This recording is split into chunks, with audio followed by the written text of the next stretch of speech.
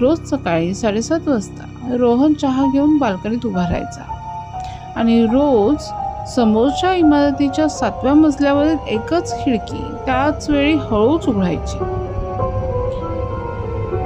त्यामध्ये एकही दिवसाचा खंड पडला नाही. खरं तर रोहनला त्या खिडकीतून कधीच कोणी दिसलं नाही. पडदे हलायचे नाहीत, लाईट लागत नसायची. फक्त सकाळी 7:30ला ती खिडकी उघडायची आणि बरोबर 8 वाजता पुन्हा बंद व्हायची. अगदी रोज ठरलेलं आहे. एका संडेला रोहनने ठरवलं, आज मी त्या फ्लॅटबद्दल विचारणार.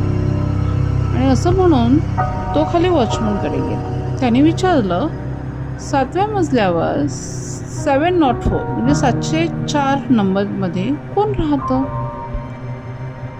वॉचमन काही क्षण शांत राहिला आणि मग म्हणाला, सर, तो फ्लॅट 6 महिन्यापासून लॉक आहे.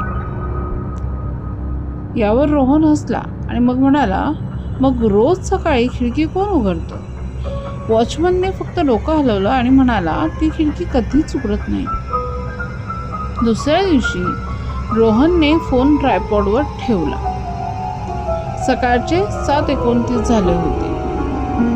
रेकॉर्डिंग सुरू झालं. तो स्वतःच्या बाल्कनीत उभा राहून त्या खिडकीकडे पाहत होता. 7:30 झाले. त्याच्या डोळ्यासमोर ती खिडकी हळूच उघडली. त्याने लगेच व्हिडिओ पाहिला, पण रेकॉर्डिंगमध्ये ती खिडकी पूर्ण वेळ बंदच दिसत होती. त्या दिवसानंतर रोहन रोज सकाळी 7:30ला बाल्कनीत जातो. त्याला आजही ती खिडकी उघडताना दिसते, पण त्याच्या फोनमध्ये ती कधीच उघडत नाही. रोहन नेमकं काय पाहतोय?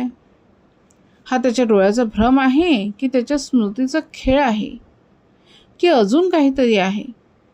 तुम्ही जर रोहनच्या जागी असतात तर त्या फ्लॅटची बेल वाजवायला गेला असतात का?